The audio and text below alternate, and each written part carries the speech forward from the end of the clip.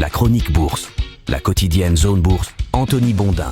Salut à toutes et à tous et bienvenue dans ce point de marché Zone Bourse du vendredi 15 mars 2024 qui s'appelle ce matin le CAC plane pendant que la tech se boite. À quelques jours d'une importante réunion de politique monétaire de la Banque centrale américaine, les investisseurs ont égaré une partie de leur attrait libidineux pour les valeurs technologiques. Mais bon, il en faudra quand même probablement plus pour les détourner de l'intelligence artificielle, bien qu'on constate quand même une petite pause dans la frénésie. Certaines dates du calendrier sont riches en événements et c'est manifestement le cas du 15 mars. Alors le 15 mars, c'est le jour, dans l'ordre chronologique jusqu'à preuve du contraire, de l'assassinat de Jules César, du retour de Christophe Colomb en Europe après la découverte de l'Amérique, de l'enregistrement du premier nom de domaine en .com et du premier mandat de Mikhaïl Gorbatchev comme premier président de l'Union soviétique. C'est aussi un jour qui a pour proverbe « à la mi-mars, le coucou est dans l'épinard », même si je n'ai pas encore eu le temps de chercher si c'est un canular ou si c'est vrai. Si ce proverbe a un sens pour quelqu'un qui l'écrive à la rédaction, elle me transmettra. Mais on parlait de quoi déjà ? Ah oui, de finance. Donc j'ai un titre pour résumer la semaine, le CAC 40 en apesanteur pendant que tout le monde baisse. Et oui, parce que le secteur technologique américain, lui, a subi hier sa 4e baisse en 5 séances au motif que le plan qui devait se dérouler sans accroc, copyright Hannibal Smith, c'est-à-dire le début d'une politique de taux plus souple de la part de la Fed entre la fin du printemps et le début de l'été, eh bien ce plan a du plomb dans l'aile. Je vous rappelle que jusqu'à présent, les investisseurs donnaient l'impression de se contrefoutre de tout ça, hypnotisés par l'intelligence artificielle et par la perspective de voir les résultats des entreprises rebondir. Eh bien le souci, c'est que si le scénario de baisse des taux est remis en cause, eh bien la composante amélioration des résultats des entreprises risque d'être révisée à la baisse. Et ça, c'est pas terrible pour les marchés actions. Il faut quand même dire qu'en date du 15 mars, c'est-à-dire pas plus tard que ce matin, le marché n'a pas encore abandonné l'espoir de voir la Fed raboter ses taux directeurs d'un quart de point à l'issue de la réunion des 11 et 12 juin.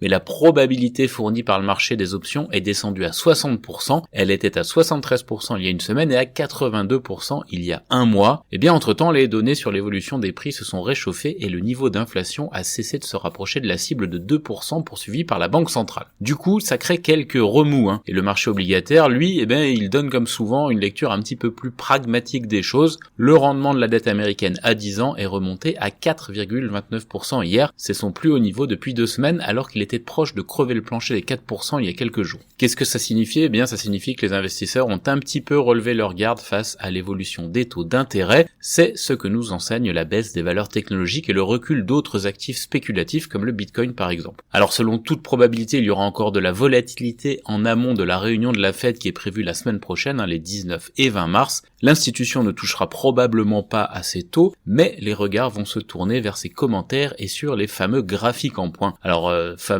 pour ceux qui connaissent un peu le truc, c'est un indicateur que les Américains ont surnommé dot plot qui recense l'opinion des 18 membres du comité de politique monétaire de la Banque centrale en réponse à une question du type « À quel niveau seront les taux directeurs à la fin de l'année prochaine et à la fin de l'année suivante et à moyen terme ?» C'est représenté sous la forme d'un tableau. Pour les connaisseurs, c'est le graphique 2 du résumé des projections économiques qui est un document publié toutes les 2 réunions. Et ce tableau donne une idée du sentiment général au moment de la réunion, mais surtout il permet de voir ce qui a changé depuis le précédent dot plot. Par exemple, si les banquiers centraux sont plus tendus ou plus sereins, s'ils ont changé d'avis ou s'ils voient les taux rester élevés plus ou moins longtemps. En tout cas, c'est important et ce sera publié le 20 mars, donc la semaine prochaine, à 20h, ou plutôt, à 19h puisque les États-Unis ont déjà changé d'heure. Les valeurs technologiques sont donc un petit peu sous pression après 4 mois de hausse rapide. Je vous rappelle que les investisseurs sont toujours à la recherche des futurs Amazon, Alphabet et Meta de l'intelligence artificielle. Pour le moment, ils achètent notamment Nvidia parce qu'ils ont à peu près compris ce que le groupe était capable d'engranger comme bénéfice avec cette nouvelle technologie. Et ils achètent aussi du Microsoft parce que Microsoft gagne toujours et qu'en plus, ça tombe bien, la société a pris de vitesse les autres plateformes numériques dans la course à l'IA. En revanche, ils ont toujours du mal à identifier les gagnants et les perdants, notamment dans la sphère logicielle. D'ailleurs, le cas d'Adobe ne devrait pas tellement les éclairer sur ce point. A priori, le groupe américain qui est presque en situation de monopole sur certains pans des logiciels de création est au cœur de l'IA créative, justement. Et là, on a un petit problème, parce que les résultats publiés hier soir montrent qu'il y a encore une zone grise entre mettre à disposition des outils d'IA, en l'occurrence le contenu de l'offre Creative Cloud d'Adobe, et gagner de l'argent avec les outils mis à disposition. Le titre perdait 11% hier soir post-clôture après l'annonce de chiffres vraiment décevants. Un bon connaisseur du dossier écrit ce matin que les résultats publiés font naître des inquiétudes sur la santé de Creative Cloud et le rythme de monétisation de l'IA. À surveiller donc, mais ça va plutôt dans le sens d'un coup de frein sur la frénésie concernant l'intelligence artificielle. Dans la configuration de marché actuelle, il ne faudrait pas que les déceptions s'accumulent sur l'IA, vous l'aurez compris, sans quoi l'un des piliers de la hausse du marché serait fragilisé. Pour autant, il serait quand même assez logique qu'une phase de déception suive la période d'excitation autour de cette technologie. Après tout, c'est ce qui se passe généralement. Il y a d'abord de l'euphorie, après une phase de stabilisation, et puis ensuite on reprend sur des bases un petit peu plus saines. Mais bon, l'industrie pourrait quand même parvenir à maintenir le marché en haleine par une narration bien orchestrée sur l'intelligence artificielle. D'ailleurs, il faudrait peut-être confier cette mission à une IA générative. Mais en attendant, vous l'aurez compris, on est plutôt en phase de pause sur les marchés actions. Du côté de l'Asie-Pacifique, d'ailleurs, le rouge domine dans le sillage de la poursuite de la baisse de Wall Street, et les performances hebdomadaires s'annoncent négatives. Le Nikkei 225 japonais a rendu 0,3% ce matin. Ça baisse assez fort en Corée du Sud, on est à moins 1,5%, et à Taïwan où l'on perd 1,3%. Du côté de l'Inde et de l'Australie, on recule un petit peu moins, mais on recule quand même fort, à moins 0,8% à Bombay et moins 0,5% à Sydney. En Chine, l'indice continental CSI 300 est plutôt stable en fin de parcours, mais le Hang Seng perd 1,8%, il est lui aussi plombé par son vaste secteur technologique. J'ajoute que la Banque populaire de Chine a maintenu ce matin, comme prévu, le taux de ses prêts à 1 an à 2,5%. En revanche, elle a retiré des liquidités du système bancaire pour la première fois depuis novembre 2022. Je ne sais pas encore quelle conclusion on peut en tirer. En tout cas, les investisseurs de Chine continentale ont trouvé un petit peu de soutien dans les statistiques sur les prix de l'immobilier neuf qui, à défaut de remonter, ont baissé à un rythme plus faible que ce qui a été constaté sur les 10 mois précédents. Il faut savoir se satisfaire de peu en Chine actuellement. Côté actu des sociétés, on commence par la France. Bolloré affiche un résultat net de 268 millions d'euros en 2023. On a aussi des actus sur BNP Paribas qui songerait à reprendre les parts de Fosun dans AGA selon Bloomberg. United Airlines est sur le point d'obtenir au moins 3 douzaines d'Airbus A320neo de la part de loueurs d'avions encore selon Bloomberg. Legrand a lancé un plan d'actionnariat salarié. Alstom s'est associé à SLC Rail pour exploiter un service de transport ferroviaire de passagers au Royaume-Uni. Et Arkema a émis 400 millions d'euros d'obligations hybrides à durée indéterminée avec un coupon de 4,8%. On reste dans l'obligataire. Elis annonce une émission obligataire de 400 millions d'euros également à 6 ans avec un coupon de 3,75%.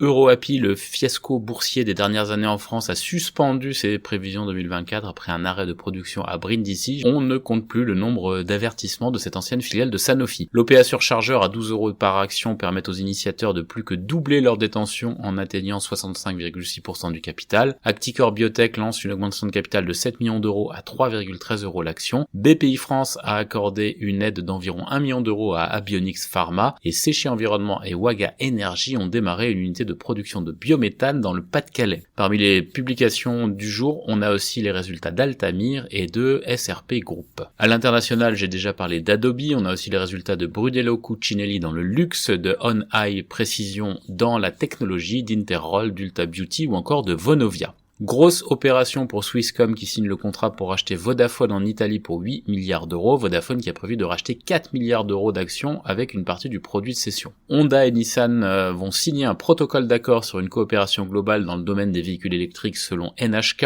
Intel a reporté ses investissements en Italie selon le ministre de l'Industrie locale. Holcim a prévu de racheter 1 milliard de francs d'actions pour l'exercice 2024. Partners Group envisage de céder certains actifs d'infrastructure qui sont valorisés 5 milliards de dollars en Europe. C'est une information Bloomberg. BayOne ne distribuera pas de dividendes au titre de 2023 et Fitch Ratings a abaissé la note d'émetteur de Bayer à BBB. Walt Disney est en pourparlers avec le groupe indien Tata pour vendre sa participation dans Tata Play, ça c'est selon Bloomberg une nouvelle fois. Mead Johnson, une filiale de Reckitt, va payer 60 millions de dollars à la mère d'un bébé prématuré décédé d'une maladie intestinale après avoir été nourri avec l'un de ses laits maternisés. Et Subsea 7 remporte un contrat d'installation sous-marine au large du Mexique. Par ailleurs, Amadeus émet une obligation de 500 millions d'euros à échéance 2029 et Ingram Micro travaillerait avec des banques pour une IPO à Wall Street d'une valeur de 8 milliards de dollars. C'est encore une fois selon Bloomberg qui est décidément à l'origine de pas mal d'informations ce matin. Côté publication de résultats du matin, on a H&M ou encore Vonovia. Voilà, c'est terminé pour ce dernier point boursier de la semaine. Je vous souhaite un excellent week-end à toutes et à tous.